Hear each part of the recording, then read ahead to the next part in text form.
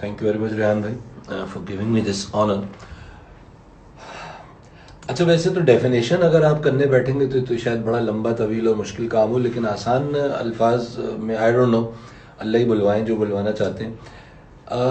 रूहानियत जिसको हम स्पिरिचुअलिटी कह रहे हैं, तो रूह तो अमर रब्बी और रूह अल्लाह रब्बुल इज़्ज़त ने इंसान में फूंकी, कुरान हमें ये बता रहा है और उसके बारे में आपका इल्म कलील है। तो उस कलील इल्म के अंदर रहते हुए, लेकिन अजीब बात यह है कि क्योंकि अल्लाह का इल्म इनफाइनाइट है, लिहाजा उसका कलील भी कसीर है हम जैसी एक मादी सॉर्ट ऑफ मखलूक के लिए, अनलेस के आप उस मादी लेवल से ट्रांसेंड करके किसी और लेवल पे नहीं चले जाते, तो वहां पे आप पे शायद और बहुत सारी बातें मुनकशिफ हों और बहुत दरवाजे खुलें। अभी हम डिस्कशन कर रहे थे, एक जुमला आया उसमें कि इल्म जितना बढ़ता जाता है उतना घटता जाता है। एनीवे, स्पिरिचुअलिटी को अगर हम एक इंसानी सतह पे समझने की कोशिश करें बगैर किसी लंबे चौड़े फलसफे के और लंबी चौड़ी कश्फ और करामत के, तो मेरे ख्याल में सबसे पहली स्पिरिचुअलिटी तो इंसानियत खुद है। एक शख्स स्पिरिचुअल हो नहीं सकता अगर वो पहले इंसान कहलाने का मुस्तहिक नहीं है। देखिए, सिला रहमी, जूदो सखा, आसान लफ्जों में जितनी अच्छी बातें, kindness, humbleness, care for others, अपनी जात को, चले नफी का लफ्ज अगर बहुत बड़ा है तो कम से कम अपनी जात को कम प्रायोरिटी देना और अपने आराम को कम प्रायोरिटी देना और दूसरों को ज्यादा प्रायोरिटी देना और दूसरे की किसी जरूरत पे उसके काम आना, जो आम फहम बातें, जो बेसिक गुडनेस है, जिसका किसी दीन से किसी मजहब से कोई ताल्लुक नहीं है। दुनिया के हर शख्स के अंदर वो सॉफ्टवेयर बिल्ट इन है कि जिससे उसे पता है कि अच्छा क्या है और बुरा क्या है। वो छुपा रहा हो, वो किसी उसको लिबादे में कैद कर रहा हो, ये एक अलग बहस है। मगर आई डोंट थिंक कि कोई एक ऐसा शख्स होगा कि जिसको ये पता ही ना हो कि अच्छाई क्या है और बुराई क्या है, चाहे वो जंगलों में रहता हो और किसी इंसान से भी उसका कभी कोई राब्ता ना हुआ। ये वो रूहानियत का बुनियादी बीज है जो हर शख्स में मौजूद है। ये जरूर है कि अगर किसी को अल्लाह रब्बुल इज़्ज़त ने मौके दिए और वो इस बीज की नशोनुमा करता है और वो अपनी बेसिक गुडनेस को यूं कह लीजिए कि नर्चर करता है, उसको पानी देता है और उस पौधे को एक तनावर दरख्त बनाने की कोशिश करता है, जिसमें पेन है। पेन इसलिए है कि किसी को ये पसंद नहीं है। बुनियादी तौर पर जो जिबिल्ली तौर पर जो इंसान है इंट्रिंसिकली, वो जरा काहिल है, वो जरा सुस्त है, वो जरा आराम पसंद है। वो चाहता है कि सब कुछ उसको बैठे बिठाए मिल जाए, यानी वो हर वो चीज चाहता है कि जिसके अंदर उसको कोई तगोदो और मेहनत ना करनी पड़े। तो ये तो उसकी जिबिल्लत है। फितरतन वो कायल है, फितरतन वो सुस्त है। अच्छा, जिबिल्लतन का लफ्ज ज्यादा बेहतर है। जिबिल्लतन यानी जिबिल्लत जानवर की होती है, फितरत उस आला मखलूक की है जिसको अल्लाह ने इंसान का रुतबा दिया। That is the basic difference. तो अल्लाह फरमा रहे हैं सूरह 3 में, बिस्मिल्लाहिर्रहमानिर्रहीम, लक़द वत्तीन वज़्ज़ैतून वतूर सीनीन वहाज़ल बलदिल अमीन, यहाँ तक लक़द खलक़नल इंसान फ़ी अहसन तक़वीम। अल्लाह रब्बुल इज़्ज़त ने इंसान को आला तरीन कन्फिगरेशन पे पैदा किया, ऑप्टिमाइज्ड कन्फिगरेशन पे पैदा किया। सुम्मा रददनाहु अस्फला साफिलीन। अजीब बात है, ऑप्टिमाइज्ड कन्फिगरेशन का पोटेंशियल रख दिया, पूरा सॉफ्टवेयर रख दिया, हार्डवेयर रख दिया, लेकिन छोड़ कहां दिया? अस्फलुस साफिलीन में, बिल्कुल निचले लेवल पर। यानी जो तर्जुमा है वो ये कि गिरे से गिरे हुए में छोड़ दिया। अजीब सी बात है, अल्लाह ने क्या नाउज़ुबिल्लाह कोई बड़ा जुल्म किया? नो, रूहानियत ये कहती है कि एक दफा कन्वर्ज कर दिया गया एक नुक्ते पर, और जिसको सूफिया कराम नुक्ता जात कहते हैं। उस नुक्ता जात पे, यानी उस नुक्ता जात के ऊपर वो मेराजे इंसानी है कि जिसके ऊपर इंसान को एक बार अपनी हकीकत दिखा दी गई कि तुम दरअसल पोटेंशियली क्या हो। यानी your software and your hardware has been designed in a manner कि अगर तुम उसको ट्वीक करोगे और उसको तमाम उसके असलूब जिस तरह से बयान किया गया है, जो उसके मैनुअल में मौजूद है, अगर उसके साथ इस्तेमाल करोगे तो तुम बस खुदा ही नहीं हो सकते। मुझे यहां तक कहने की जसारत मैं कर रहा हूं कि जाहिर है खुदा तो तुम नहीं हो सकते, लेकिन इनकार کوئی اس لیے نہیں کر پائے گا اس بات سے کہ قرآن میں اللہ فرما رہے ہیں، حدیث قدسی میں بھی اللہ فرما رہے ہیں کہ جو اللہ کے بندے ہوتے ہیں، جو قرب نوافل میں آتے ہیں، جو اللہ کی رضا کے لیے اپنی رضا کو قربان کرتے ہیں، اپنی جبلی تقاضوں کو، اپنی نیند کو، اپنی بھوک کو، اپنی پیاس کو، اپنی طلب کو، اپنی شہوت کو، اپنے سیکس کو، اپنی تمام چیزوں کو قربان کرتے ہیں، تو پھر ایک وقت آتا ہے کہ اللہ رب العزت فرما رہے ہیں کہ میں ان کے ہاتھ بن جاتا ہوں، میں ان کے پاؤں بن جاتا ہوں، میں ان کے کان بن جاتا ہوں۔ کس کے کان پاؤں ہاتھ بن رہے ہیں؟ اللہ رب العزت خود فرما رہے ہیں نا، تو اشارہ دے رہے ہیں۔ تو ظاہر ہے نعوذ باللہ اللہ کی ذات تو کوئی نہیں بن سکتی، نہ یہ ممکن ہے نہ یہ مقصود ہے، لیکن روحانیت کا مطلب یہ ہے کہ اپنے اندر موجود ان مخفی صلاحیتوں کو بیدار کیا جائے، اور مخفی صلاحیت کا مطلب کوئی خفیہ، کوئی حیرت انگیز صلاحیت نہیں ہے۔ روحانیت یہ نہیں ہے کہ میں یہاں آپ سے گفتگو کرتے ہوئے یکلخت ہوا میں 1 فٹ بلند ہو جاؤں اور نعوذ باللہ سب سجدے میں گر جائیں گے، یہ کتنے بڑے بزرگ ہیں۔ کوئی اتنا بڑا بزرگ نہیں ہے، کوئی اتنا بڑا نہیں، یہ جو ہے یہ شوبدہ ہے، اور جیٹ پیکس بن چکے ہیں۔ ہو سکتا ہے میں نے پیچھے جیٹ پیک لگایا اس سے اٹھا ہوں، تو please don't be confused and don't be mesmerized by my this stunt. یہ اسٹنٹس ہیں، روحانیت اسٹنٹ کا نام نہیں ہے، روحانیت کشف و کرامت کا نام بھی نہیں ہے۔ آلدو کہ بہت سے اللہ کے بندے روحانی بندے ہیں کہ جن کے ساتھ جن کو کشف و کرامات اس لیے عطا کی جاتی ہیں کہ اگر ان کا کوئی ڈسائپل، اگر ان کا کوئی مرید، اگر ان کا کوئی دوست، آسان لفظوں میں اس کو ضرورت ہو تو اس وقت وہ استعمال کر کے اس کو، اس کے شاید ایمان کو بہتر کریں، اس کے یقین کو بہتر کریں۔ یہ اللہ کی حکمت ہے جس میں ہم جیسا شخص کو زیادہ کامنٹ نہ کرے تو بہتر ہے۔ لیکن روحانیت کا مطلب یہ ہے کہ انسان اپنے اندر موجود پوٹینشلز کو اتنا خوبصورتی سے پالش کرے کہ وہ پوری پہلے اپنے لیے، سب سے پہلے اپنے لیے، کیونکہ ایک بات یاد رکھیے گا، ہم سب کو یاد رکھنی چاہیے کہ اگر میں اپنے لیے فائدہ مند نہیں ہوں تو میں آپ کے لیے فائدہ مند کبھی بھی نہیں ہو سکتا۔ میں if I am not sincere to myself, how can I pretend to be sincere with you or with anyone else؟ تو انسان کو اپنے سے سنسیئر ہونا، اور یہی وجہ ہے کہ انسان کو رشتے ناتوں اور بندھنوں میں بنایا گیا۔ کیونکہ آپ غور کیجئے، سب سے خوبصورت بندھن جس پہ سب سے زیادہ لطیفے آپ کو ملتے ہیں اور شیطان کو سب سے زیادہ پسند ہے اس بندھن میں دراڑ ڈالنا، وہ شادی کا بندھن ہے۔ مرد کے لیے عورت اور عورت کے لیے مرد۔ کیا وجہ ہے اس کی؟ اس لیے کہ ماں باپ جو میرے ہیں، چاہے میں اس عمر میں آ جاؤں، چاہے بچہ ہوں، چاہے جوان ہوں، میرے ماں باپ ایکچولی یہ ہم سب کہتے ہیں لیکن ماں باپ آپ کو بڑا روم دیتے ہیں، بڑا لیوریج دیتے ہیں۔ ماں آپ کو غصے سے ڈانٹ بھی لے گی، مار بھی لے گی، لیکن بد دعا نہیں کر سکتی آپ کی۔ اور ماں کا یا باپ کا کوئی ایسا خوفناک پریشر نہیں ہوتا، بیگم کا ہوتا ہے، اور بیگم پہ شوہر کا بھی ہوتا ہے، کیونکہ یہ وہ رشتہ ہے اور یہ وہ اہم ترین رشتہ ہے۔ اور یہاں پہ جزوی طور پہ میں یہ بات ضرور کہہ دوں کہ اس رشتے میں دراڑ ڈالنے کی جتنی کوشش آج تک ہوئی ہے، اس کی بنیادی وجہ صرف یہ ہے کہ یہ وہ واحد رشتہ ہے۔ غور کیجئے گا کہ ماں کا رشتہ خونی ہے، آپ اپنی ماں چن نہیں سکتے۔ جہاں آپ پیدا ہو گئے وہ آپ کی ماں ہے، اب وہ ملکہ الزبتھ ہو یا محلے میں بھیک مانگنے والی خاتون ہو، تو وہ تو آپ کی چوائس نہیں تھی، باپ آپ کی چوائس نہیں تھی، اور یہ رشتہ خونی ہے۔ لیکن بیگم یا بیگم کے لیے شوہر کا واحد رشتہ ہے جو حضور اقدس علیہ السلام کے نام پہ قائم ہوتا ہے۔ کرسچینٹی میں بھی وہ ان کے مذہبی جیزس کے نام پہ قائم ہوتا ہے۔ آئی ایم شیور کہ مجھے پتہ نہیں ہے، لیکن آئی ایم شیور کہ ہر مذہب کے اندر نظر ہی ہمیں آتا ہے کہ کوئی 7 پھیرے لے رہا ہے، کوئی سیناگوگ جا رہا ہے، کوئی چرچ جا رہا ہے۔ اس کا مطلب یہ ہے کہ اس رشتے کے ساتھ ایک نان فزیکل تقاضا منسلک کر دیا گیا کہ اس کو گواہ بناتے ہوئے تم ایک بندھن میں بندھ رہو۔ یہ رشتہ تو بہت ہی پاک رشتہ ہے، اور اس رشتے کی بے حرمتی اس دنیا کو اس جگہ پہ لے آئی ہے تو اپنی روحانیت کی ابتدا اپنے گھر سے کرنی ہے۔ میں اگر اپنی بیگم کے ساتھ، جہاں میرا پورا اختیار چلتا ہے، جہاں میرا بس چلتا ہے، جہاں میں 24 گھنٹے رہتا ہوں، جہاں میں ہر وقت مکر و فریب نہیں کر سکتا۔ دنیا میں تو مجھے 8 گھنٹے لوگوں کے پاس جانا ہے، کون احمق ہوگا کہ جو یہ چاہے کہ سارے لوگ اس کو برا سمجھیں، کیونکہ 8 گھنٹے کی تو بات ہے، لیکن 24 گھنٹے اس کو اس جگہ رہنا ہے کہ جہاں اس نے ایک بستر پہ سونا بھی ہے، ایک پلیٹ میں کھانا بھی ہے۔ تو میری جو عادات ہیں، میری جو حرکات ہیں، میری جو سکنات ہیں، وہ صرف کھلیں گی اپنی بیگم کے ساتھ اور بیگم کی شوہر کے ساتھ، کیونکہ وہاں میں اصل میں ہوں۔ کتنا پریٹینڈ کروں گا؟ I cannot pretend for 24 hours 7 days a week۔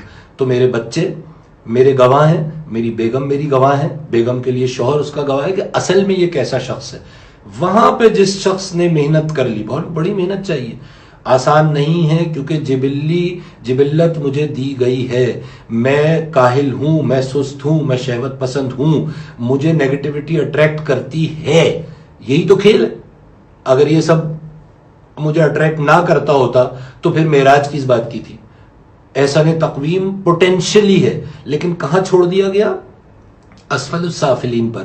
یہ تمام یوں کہہ لیجئے کہ ویکنیسز آپ کے اندر ایمبیڈ کر دی گئیں، لیکن سافٹ ویئر میں پروویژن ہے کہ ویکنیسز کو پہچانو، ایک ایک کر کے سامنے لاؤ، ان کو بائی پاس کرنا سیکھو پہلے، اس کے بعد ایریڈیکیٹ کرنا سیکھو، اس کے بعد سیلف، یہ آرٹیفیشل انٹیلیجنس کی معراج ہے۔ آپ اس زبان میں شاید اس بات کو زیادہ ہم بہتر کریں، آرٹیفیشل انٹیلیجنس کی معراج ہے۔ It's a self healing system, self replicating system, self duplicating system. Perhaps یہ وہ واحد سافٹ ویئر ہے جو نیا سافٹ ویئر کریٹ کرنے کے قابل ہے، جو آج اے آئی کا الٹیمیٹ گول ہے کہ جی ایک ایسا ماسٹر سافٹ ویئر بنا دیا جائے جو سب کچھ خود ہی ریکریٹ کرنے لگ جائے۔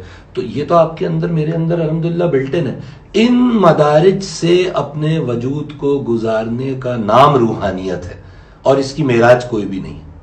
اس کی معراج پہ ایک ہستی پہنچی ہے، پوری کائنات میں ایک ہستی، اور جب وہ ہستی اس معراج پہ پہنچ گئی تو وہ معراج تھی کیا کہ ایک کمان یا اس سے کم فاصلہ رہ گیا قرآن کی زبان میں مالک یعنی خالق اور مخلوق کے درمیان، حضور اقدس علیہ الصلوۃ والسلام۔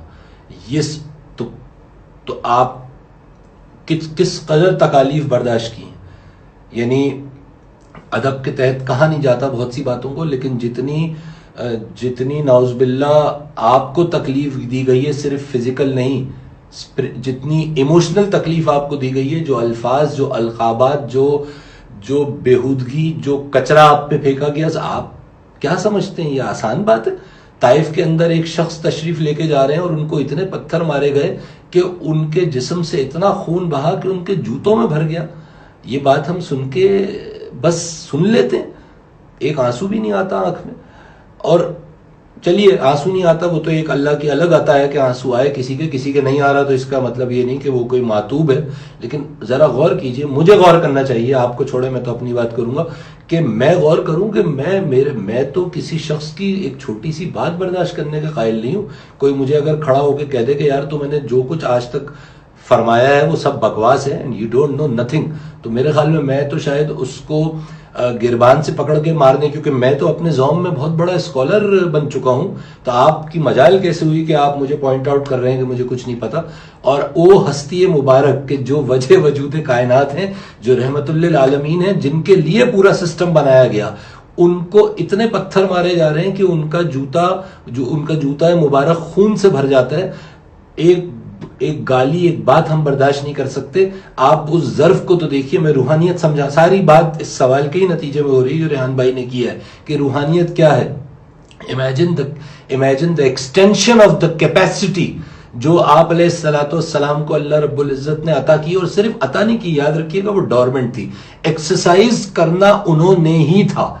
یہی وجہ ہے کہ انبیاء لباس بشر میں ہوتے ہیں، یعنی یہ تو ورنہ آپ کہتے کہ جی انہوں نے اگر کر لیا تو کون سی بڑی بات ہے، ان کے پاس تو ایسی ایکسٹرا سپر نیچرل پاورز تھی، تو کوئی سپر نیچرل پاورز نہیں تھی۔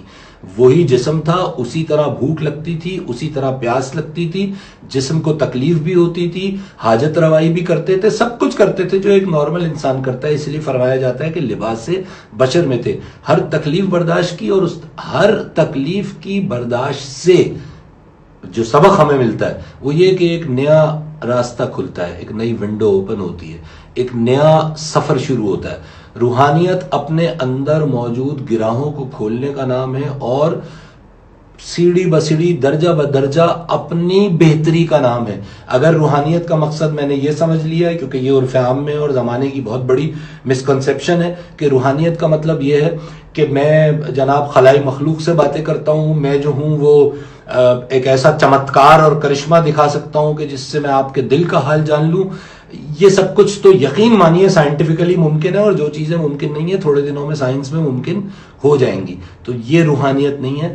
اپنے آپ کو اتنا خوبصورت بنا لینا کہ پھر رب العزت کو آپ پہ پیار آ جائے، اور اس پیار کے بعد آپ پہ عطا کے اور وہ عطا کے دروازے جو کھلیں گے وہ مزید عطا کا سبب بنیں گے، اور عطا در عطا در عطا اسفل السافلین سے احسن تقویم کا سفر روحانیت ہے۔ سبحان اللہ، آپ نے تو یار مزہ آ گیا سن کے، جزاک اللہ خیر۔ بس جزاک اللہ، میرے پاس الفاظ نہیں ہیں شکریہ کے۔ اگلا سوال اور گزارش کہ آپ نے بڑے بڑے ٹیچروں کے نام بتائے، جیسے ابن عربی کا بتایا۔ ہمارے معاشرے کے اندر زیادہ تر لوگ ابن عربی سے واقف بھی نہیں ہیں، تو کچھ اسکالرس کے نام جن کو ہم تھوڑا بہت ان کی کتابیں جو اپنے آپ کو سیلف پیوریفیکیشن کو پڑھنا چاہیں ان کے نام دیجیے، اور کچھ کتابوں کے ذکر کیجیے، اور کچھ چاہے وہ آج کے زمانے کے اسکالر ہوں چاہے پرانے زمانے کے اسکالر ہوں، جیسے آپ نے چٹک صاحب کا نام دیا۔ جی ولیم اصل میں حضرت شیخ ابن عربی ایک میں کیونکہ پڑھاتا بھی ہوں تو ایک بار میں نے اپنے اسٹوڈنٹ سے کلاس میں ڈسکس کیا تو کسی کو نام بھی نہیں پتا تھا ابن عربی کون ہے۔ اور پہلے تو میں یہ بتا دوں کہ کفر کے بھی کافی فتوے ان پہ لگے ہیں، لیکن الحمدللہ جتنا جو میں نے اپنی ناقص معلومات اور عقل سے پڑھا تو اس میں کفر کی تو قطعاً کوئی بات نہیں تھی، بلکہ ایسے سائنٹیفک کانسیپٹ جو آج کی صدی میں دریافت ہوئے، یعنی پچھلی صدی میں 1901 سے 1999 تک جو concepts pure scientific concept, string theory, شیخ ابن عربی نے 800 سال پہلے ایک جگہ اپنی کتاب میں پوری لکھ دی۔ ٹائم اسپیس کا پیراڈاکس انہوں نے پورا لکھ دیا۔ زینوس پیراڈاکس کہتا ہے کہ جی ٹائم ہے ہی نہیں، ایگزسٹ ہی نہیں کرتا، ابن عربی نے 800 سال پہلے بتا دیا۔ المیہ یہ ہے کہ ہم نے ان چیزوں کو پڑھا ہی نہیں، ہم ابن عربی کا نام نہیں پتا۔ تو حضرت شیخ ابن عربی اور ان کی کتابیں تو خیر وہ بہت دقیق ہیں، لیکن ایک چیز ہی اگر پڑھ لی جائے، ولیم چٹک آتھر ہیں، انہوں نے حضرت شیخ ابن عربی کے غالباً مجھے یاد نہیں 600 غالباً چھوٹے چھوٹے پیسیجز ہیں، اقتباسات ہیں، جس پہ انہوں نے وہ اقتباسات لکھے ہیں انگریزی میں، اور پھر اس پہ اپنی کامنٹری کی ہے۔ یعنی مجھے تو سالوں ہو گئے وہ کتاب پڑھتے ہوئے، آج تک پڑھ نہیں پایا۔ وہ اس میں اتنی اور حضرت شیخ ابن عربی نے تو جو کام کیا وہ تو کمال ہے ہی، لیکن سلام ہے اس شخص کو، ولیم چٹک کو، کہ جس نے آج اور اگر ہم اس کو اس لیے نہیں پڑھیں گے جی وہ کوئی انگریز ہے، تو برائے مہربانی میں اپنے آپ سے گزارش کر رہا ہوں کہ ان چیزوں سے باہر نکلیے کامران صاحب اور پڑھ لیجئے، کیونکہ کتاب کا نام کیا ہے؟ The Sufi path of knowledge. To start with تو یہ ایک ہی چیز بہت ہے۔ بہرحال حضرت شیخ عبد القادر جیلانی، جن کو حضرت غوث پاک بھی کہا جاتا ہے، ایک بڑی بنیادی کتاب ہے ان کی، غالباً 100 صفحے کی بھی نہیں ہوگی، فتوح الغیب، یعنی تصوف کی بنیادی کتابوں میں سے ایک کتاب ہے فتوح الغیب۔ اس میں بس یہ کوشش ضرور کیجیے گا کہ اس کو بہتر یہ ہے کہ انگلش میں پڑھ لیں، کیونکہ اس کی جو اردو کی ٹرانسلیشنز ہیں اس کے اندر وہ ٹرانسلیشن کرنے والوں نے غالباً اپنی محبت میں کچھ حاشیے زیادہ لگا دیے یا اپنی طرف سے بہت چیزیں لکھ دی۔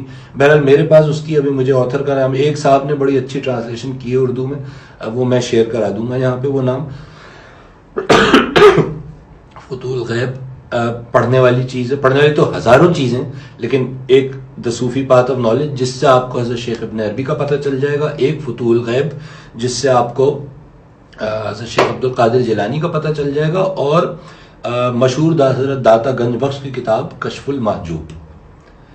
یہ 3 چیزیں کافی ہیں ٹو سٹارٹ وتھ، پوری عمر کے لیے کافی ہیں۔ یہاں پہ ریکویسٹ میں کروں گا کہ آپ ان بکس کی سمری کی ویڈیوز پلیز ہمارے لیے ضرور نیکسٹ ٹائم آپ آئیں یا بیٹھیں یا جب آپ کا موقع نکال کے اگر ہمارے لیے اویلیبل کرتے ہیں، ہمیں جیسے سست لوگوں کے لیے جو اپنی جبلت چڑھنے کو تیار نہیں ہے۔ میں بھی انہی میں شامل ہوں جناب، انتہائی سست، لیکن سمری تو نہیں، لیکن اس میں سے کچھ ٹیکسٹ نکال کے ہم اس پہ، کیونکہ سمری ہو نہیں سکتی، اور میرے کم از کم مجھ جیسے شخص میں کیا سمری پیش کروں گا، یعنی کہ ہاں کچھ جسٹ ہم بیان کر سکتے ہیں کہ یہ کم از کم اس باب میں یہ بات ہوئی اور اس باب میں اس چیپٹر میں یہ بات ہوئی، سمرائز تو اس کو کون کر سکتا ہے۔ اچھا، یہاں پر آپ نے ایک لفظ یوز کیا، اور وہ لفظ یوز کیا اسپریچویلٹی، تو آپ نے ڈیفائن کر دی جس کو ہم اردو میں روحانیت کہیں گے۔ یہاں پر ایک لفظ آپ نے اور یوز کیا جو میرے ذہن سے ابھی برخاست ہو گیا ہے،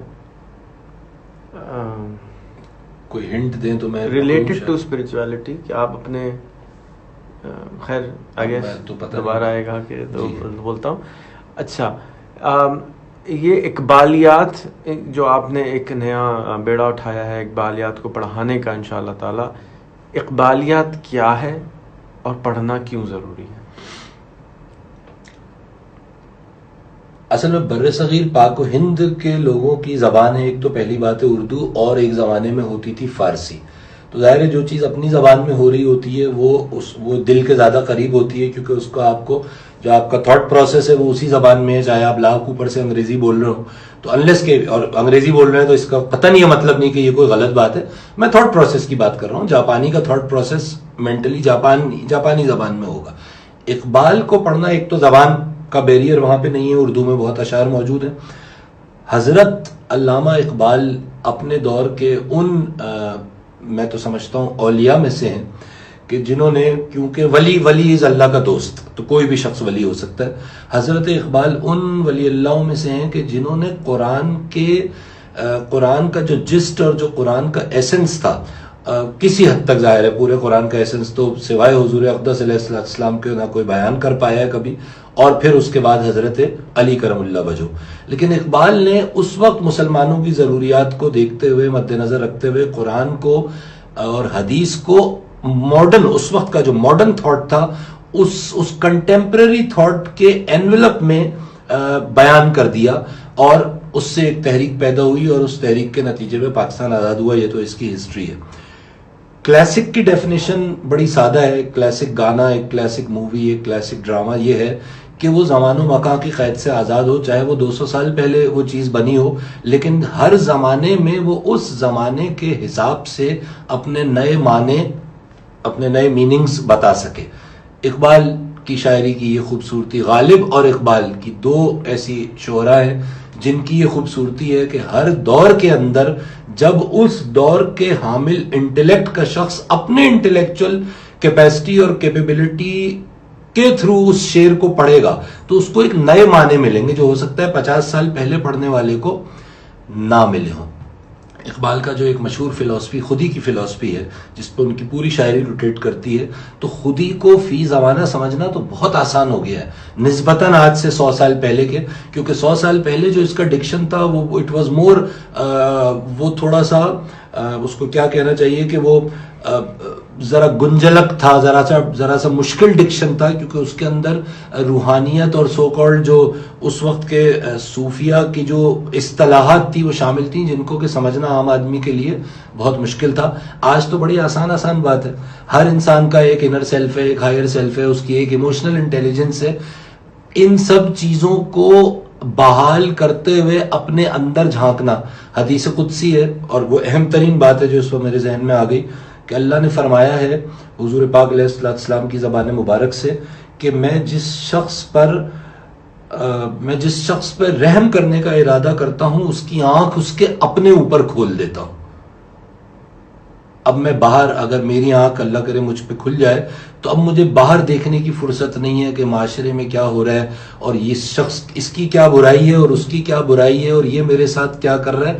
میں اتنا بزی ہو جاؤں گا، اپنی برائیاں مجھے اپنے کنکر جتنی بڑی برائی پہاڑ جتنی نظر آئے گی. میری آنکھ میرے اوپر کھل گئی ہے، خودی کی ابتدا ہو گئی، خودی کے سفر کی ابتدا ہو گئی. میں اپنے آپ کو اور اگین اگر ہم اس کو اپنی پچھلی روحانیت والی بات سے ریلیٹ کریں تو جب تک مجھے اپنی کمزوری کا پتہ نہیں ہے میں اس کو دور کیسے کروں گا. میں اگر عقل کل بنا بیٹھا ہوں اور میں سمجھ رہا ہوں کہ میرے پاس تو کوئی تو ظاہر ہے اگر if I am problemless تو I will never care to resolve any problem because there is no problem actually from my perspective. تو اپنی آنکھ اپنے اوپر کھلے اور اس کی دعا کرنی چاہیے ہر شخص کو کہ یا رب العزت مجھے دوسروں سے میری آنکھ بند فرمائیے اور میری آنکھ میرے اوپر کھول دیجیے. یہاں سے انشاءاللہ خودی کی ابتدا ہوتی ہے. اور پھر خودی کا جو ایک شعر جس میں اقبال نے خودی کی کمپلیٹ فلسفی بیان فرما دی، خودی کا سر نہاں لا الہ الا اللہ، خودی ہے تیغ فساں لا الہ الا اللہ. سر نہاں، سر از راز، سیکرٹ، نہاں چھپا ہوا، خودی کا چھپا ہوا. خودی کا راز کس چیز میں چھپا ہے؟ لا الہ الا اللہ میں. ابھی ہم اس پہ بات کرتے ہیں. خودی ہے تیغ، خودی ایک تلوار ہے. فساں، پرانے زمانے میں، اب تو خیر ٹولز بدل گئے. پرانے زمانے میں یہ جو اس طرح یہ جو نائی ہوتا تھا بال کاٹنے والا باربر, تو یہ اس طرح سے شیو بناتا تھا اور اس کی دکان پر ایک چمڑے کا پیس لٹکا ہوا ہوتا تھا نارملی, کہ جس پہ وہ اس طرح جب کند ہو جاتا تھا, اس کی دھار ختم ہو جاتی تھی اور شیو بنانے کے قابل نہیں رہتا تھا, تو اس چمڑے پہ اس کو گھستا تھا. قصائی آج کل اس کو وہ جو ایک لوہے کا ٹکڑا ہے جس پہ وہ اپنا وہ چھری گھستے ہیں, اس طرح کی ایک چیز, اس سے وہ دھار دوبارہ قائم ہو جاتی تھی, وہ پھر شیو. تو اس کو فساں کہتے ہیں فارسی میں. تو خودی کا سر نہا لا الہ الا اللہ. خودی ہے تیغ, خودی ایک تلوار ہے, لیکن اس کی دھار بار بار کند ہوتی رہتی ہے جب استعمال, کیونکہ اس میں محنت ہے, کیونکہ اس میں ایکسرسائز ہے, اس میں پین ہے, اپنی سیلف کے اندر جھانکنے میں, اس کی برائیاں سمجھنے میں, اس کی کمزوریاں, اس سے وہ دھار کند ہوتی ہے. کیوں؟ کیونکہ وہ کاسمک اینٹی جو آپ کو ان سب کاموں میں مدد دے رہی ہے, اسی نے اپنی حکمت کے تحت ایک ایسی اینٹی بھی رکھ دی جو کہ اتنی بڑی تو ظاہر نہیں ہے, بالکل بھی نہیں ہے, لیکن وہ یوں سمجھ لیجئے آپ کے ٹیلی کمیونیکیشن سسٹم میں جو رول نوائز کا ہے, جس سے آپ کا سگنل ڈسٹارٹ ہوتا ہے اور جس سے آپ کا سگنل ایک وقت کے بعد ریسیپشن کے قابل نہیں رہتا اور آپ کا ڈیٹا کرپٹ ہو جاتا ہے, وہ نوائز پروڈیوسنگ باڈی شیطان ہے جو آپ کے خیالات کو انتشار کا شکار کرتی ہے, جو ہر نیگیٹو ایموشن اور کانوٹیشن کا منبع ہے. اور یہ ہم کسی وقت اور بات کر سکتے ہیں کہ کیا یہ واقعی کوئی فزیکل اینٹی ہے یا یہ میرے ہی اندر خیال کا ایک رخ ہے, تو یہ ایک الگ بحث ہے. لیکن بہرحال اس وقت ہم اس کو اگر شیطان ہی کہہ دیں تو اس کو وہ حائل ہو رہا ہے, اس سے خودی کی, اس تیغ کی, اس تلوار کی دھار کند ہو رہی ہے. اس کو دوبارہ پالش کرنے کے لیے, اس دھار کو دوبارہ بحال کرنے کے لیے جو فساں ہے وہ لا الہ الا اللہ. لا الہ الا اللہ ایک بہت بڑا موضوع ہے کہ کس طرح سے یہ خودی کی دھار کو تیز کرتا ہے اور کس طرح سے خودی کا سر نہا. یعنی آسان بات یہ ہے کہ جس نے اپنی خودی کے سفر میں داخل ہونا ہے, پہلے اللہ رب العزت سے وہ دعا گو ہو کہ اس کی آنکھ اس کے اپنے اوپر کھولی جائے, طریقہ درود شریف ہے, اور اس کے بعد وہ اس سفر پہ روانہ ہو جائے گا اور اس کے تلوار کی دھار کند ہوتی رہے گی اور واپس اللہ کے حکم سے تیز بھی ہوتی رہے گی. لا الہ الا اللہ کی برکت سے, اور یوں سائنٹیفکلی اگر ہم کہیں تو اس کی ایگزیکیوشن سے انشاءاللہ. تو یہ ہم اس طرح اس بات کو کر سکتے ہیں میرے خیال میں. سبحان اللہ. یار آپ کا مسئلہ ہو گیا, ایک تو آپ جتنا بول رہے ہیں اتنا دل چاہ رہا ہے کہ اور سنا جائے. اللہ, بس سننے والا بھی کوئی اور بولنے والا بھی کوئی اور, ورنہ دل نہیں چاہ سکتا. اچھا, آپ نے فرمایا کہ روحانیت کیا ہوتی ہے, اور آپ نے یہ اس کا وجہ بھی بتا دی کہ یہ اپنے گٹھاؤں کو کھولنے کا نام ہے ایک طریقے سے. اب اس کی ضرورت کیا ہے اور کیوں ہے, اور کیوں ہمیں اس کو اوپر کریں, ساری دنیا کے کاروبار چھوڑ کے اس کے اوپر اپنے آپ کو ٹھیک کرنے بیٹھ جائیں, لائٹ بھی اپنے اندر کھلوا لیں, آنکھ بھی اپنے اندر کھلوا لیں, سارا کچھ اپنے اندر ہی کر لیں, تو نیوکلیر بم کس کام آئے گا بھائی؟ تو نیوکلیر بم کو چھوڑیں اور واپس آتے ہیں کہ اس کی ضرورت انسان کو, مسلمان کو, پاکستان کو کیوں ہے کہ آپ سارا دنیا کا سامان کا جہاں چھوڑ کے اس کے اوپر کام کرنے کی کوشش کر رہے ہیں. اس کی ضرورت بالکل نہ ہوتی اگر مرنا نہیں ہوتا. آسان بات تو یہ ہے, کیونکہ بات یہ ہے کہ موت کیا ہے. اقبال کہہ رہے ہیں نا, موت کو سمجھائے غافل تو اختتام زندگی ہے, یہ شام زندگی صبح دوام زندگی. تو ایک تو ہمارا بلیف سسٹم ہے, اور ہر مذہب کا, صرف شاید ایتھیسٹ کا کوئی کیونکہ بلیف سسٹم ہی نہیں ہے, تو یہ تو ہر مذہب آپ کو بتا رہا ہے. اچھا, مذہب تو کیا, سب سے پہلے تو موت سے تو کوئی انکار کا ایتھیسٹ بھی نہیں کر سکتا, کیونکہ وہ تو حقیقت ہے کہ مرنا تو ہے ہی آپ کو الٹیمیٹلی. لیکن مرنے کے بعد جو ایکسپیرینسز ہیں وہ مذاہب والے مانتے ہیں کہ جی یہ ہوگا وہ ہوگا, سب کا یقین ہے قیامت پہ, سب کا یقین ہے کہ کوئی کسی انداز کا کوئی حساب کتاب ہوگا. اور تو اچھا, اب سوال یہ ہے نیئر ڈیتھ ایکسپیرینسز پہ آپ نیٹ پر صرف جا کر ہمارے جو ویورز ہیں نیئر ڈیتھ ایکسپیرینس آپ صرف لکھ دیجئے, ہزاروں ویب سائٹس آ جائیں گی جس کے اوپر خاص طور پہ ظاہر ہے کیونکہ ریسرچ زیادہ تر باہری ہوتی ہے, تو وہ کہتے ہیں جی وہ ہاسپٹل کے اندر ایک پیشنٹ تھا, وہ جا رہا تھا بالکل, اور مرتے مرتے وہ واپس آ گیا. اس نے اپنے ایکسپیرینسز بتائے کہ میں لائٹ کی ٹنل میں گیا اور میں نے کیا دیکھا. Very interesting. یعنی وہاں سے کم از کم یہ ضرور پتہ چلتا ہے کہ جو لوگ موت کے منہ میں جا کے واپس آئے اور کچھ عرصے کے لیے وہ اس ट्रांसेंडेंस में रहे, उस ट्रांजिएंट स्टेट में रहे, जिसको हमारे तसव्वुफ की जबान में, दीन की जबान में आलम बरज़ख कहा जाता है, और फिर उसकी एक अलग डिस्क्रिप्शन है। तो वो जो ट्रांजिएंट स्टेट थी, जिसके अंदर ना आप फिजिकली इस बदन में जिंदा हैं और ना आप एक्चुअली अभी कयामत में पहुंचे हैं, तो ये ट्रांजिएंट स्टेट थी, एक इंटरमीडिएट स्टेट थी। इस स्टेट में जो और लोग वापस आ गए, जाहिर है उन्होंने बताया बहुत कुछ। तो अगर मैंने मिसाल के तौर पे किसी दीन को नहीं मानना, किसी फिलॉसफी को नहीं मानना, उस एक्सपीरियंस को तो मुझे मानना ही पड़ेगा, क्योंकि ये एक दो नहीं हजारों एक्सपीरियंसेस हैं over a period of 30-40 years जो रिकॉर्ड हुए हैं। नियर डेथ एक्सपीरियंस नेट पे लिखिएगा, आप पे एक नई दुनिया खुल जाएगी। अच्छा, डेथ से इनकार नहीं है, नियर डेथ एक्सपीरियंस भी आपको कुछ ना कुछ आगाही दे रहा है कि भाई इस जिस्म से जब वो चीज जिसको अगर आप रूह कहना नहीं पसंद कर रहे, तो उसको आप एनर्जी कह लीजिए, उसको आप क्वांटा कह लीजिए, किसी भी तर्ज की इल्म की जबान में जो उसका लफ्ज है वो उसको आप दे दीजिए। जब वो चीज बाहर निकलेगी, तो मैं इसकी एक मिसाल दे दूं। बेगम मेरी इस मिसाल पे जरा बुरा मानती हैं। मेरा नाम कामरान अली खान है और आप मुझे कामरान अली खान के नाम से जानते हैं। मैं इस वक्त जो गुफ्तगू कर रहा हूं, अगर आपसे कोई पूछेगा यार ये आदमी कौन है इस वक्त जो बात कर रहा है, तो आप कहेंगे जी ये कामरान साहब है। मुझे मरना है, मैं मर गया, मेरा जिस्म पड़ा हुआ है, आप मेरी मैयत में तशरीफ लाए, आप उस जिस्म को देखेंगे, आप क्या कहेंगे? आप कहेंगे जी कामरान की बॉडी, कामरान का जिस्म, कामरान का मुर्दा, बड़े अच्छा आदमी लग रहा है। ये जो कामरान का जिस्म है, इसको आप कामरान क्यों नहीं कह रहे भाई? जिस्म तो ये रहा, यही जिस्म है ना, अभी तो डिकम्पोज भी नहीं हुआ, मरे हुए 2 घंटे हुए हैं या 4-6 घंटे हुए हैं, आप उसको कामरान का जिस्म कह रहे हैं। इस वक्त आप इसको कामरान का जिस्म नहीं कह रहे, सिर्फ कामरान कह रहे हैं, तो आप कामरान कह किसको रहे? Point to be noted. Kamran आप उस लाइफ फोर्स को कह रहे हैं जो आपसे मुखातिब है, जो सुन रही है, जो देख रही है, जो चख सकती है, जो महसूस कर सकती है। कामरान इस जिस्म का नाम नहीं है, रेहान इस जिस्म का नाम नहीं है। इसके अंदर मौजूद जब वो लाइफ फोर्स विड्रॉ हो गई, तो आपने लाशऊरी तौर पर आप उस बॉडी को आप कामरान नहीं, कामरान का जिस्म कह रहे हैं, कामरान का मुर्दा कह रहे हैं, कामरान की मैयत कह रहे हैं, डेड बॉडी कह रहे हैं। Dead body. कोई जरूरत ना होती किसी भी आला बात को सोचने और समझने की। मस्त रहते हैं हम अपनी दुनिया में। होना क्या है? होना यह है कि अब मैं उसको रूह कहूंगा, मुझे इजाजत दीजिए, क्योंकि हमारा दीन उसको रूह बताता है, और जनरली उसको सोल ही कहा जाता है, स्पिरिट ही कहा जाता है।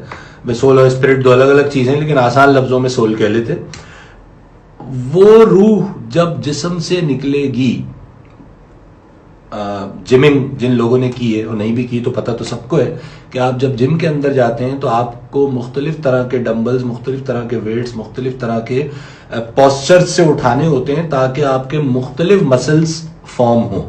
और वो जो मसल्स फॉर्म होते हैं, वो they are that formation of muscles is a result of an exercise. रूह के भी मसल्स हैं, यूं समझ लीजिए इस बात को। लेकिन उसको फॉर्म करने की जो एक्सरसाइज है वो क्या है? काइंडनेस, सिला रहमी, लोगों से अच्छी तरह पेश आना, लोगों के वक्त पे काम आना, उनकी जरूरियात पे काम आना, अपने अंदर झांकना, आला तरीन मस्कुलर फॉर्मेशन, अपने अंदर झांकना। इससे आपकी रूह की बॉडी बिल्डिंग हो रही है, उसका वर्कआउट हो रहा है। अब जब वो बाहर निकलेगी ना, जिस्म तो यहां रह गया, 6 महीने में डिकम्पोज, हड्डियां भी हो जाएंगी, फ्लैश 1 महीने में डिकम्पोज हो जाएगा। तो आप तो जिस्म का नाम थे ही नहीं, कामरान तो कोई और चीज थी। जब कामरान बाहर निकला, असल कामरान, तो वो दुबला पतला, लागर, कमजोर, वीक, पैथेटिक, क्यों? उस पर काम ही नहीं हुआ कभी, उसकी तो कोई बॉडी बिल्डिंग नहीं की गई, उसका तो कोई मसल नहीं बनाया गया। जिबिल्लत पे जिंदा रहने वाला शख्स, खा ले पी ले मौज उड़ा ले, इट्स माई लाइफ, यही है ना। उसने किस पे काम किया? जिस्म पे काम किया। रूह पे तो कोई काम ही नहीं हुआ। रूह का काम तो कुछ और था। रूह का काम तो बातिन के हवास को बेदार करना था। एक जाहिर के हवास हैं, हवास खमसा, 5 सेंसेस। साइंस भी आज, इमोशनल इंटेलिजेंस की साइंस भी कहती है, स्पिरिचुअलिटी तो यानी तसव्वुफ में तो बहुत अरसे से कहा जाता है कि कुछ सूफिया कहते हैं कि जी 13 हवास हैं, कुछ कहते हैं 18-27 तक का मैंने पढ़ा है। तो वो जो बाकी हवास हैं वो क्या है? चले आप एक 6th सेंस ले लीजिए, चलिए फर्ज कीजिए 7th भी ले लें, 8th भी ले लें, बाकी क्या है? वो बाकी हवास आपके बातिन के हवास हैं। वो बातिन के हवास बेदार होते हैं باطن کو بیدار کرنے سے باطن کی ایکسرسائز کیا ہے؟ کائنڈنیس، ہمبلنیس، یہ اچھی اچھی باتیں جو سب کو پتہ ہے.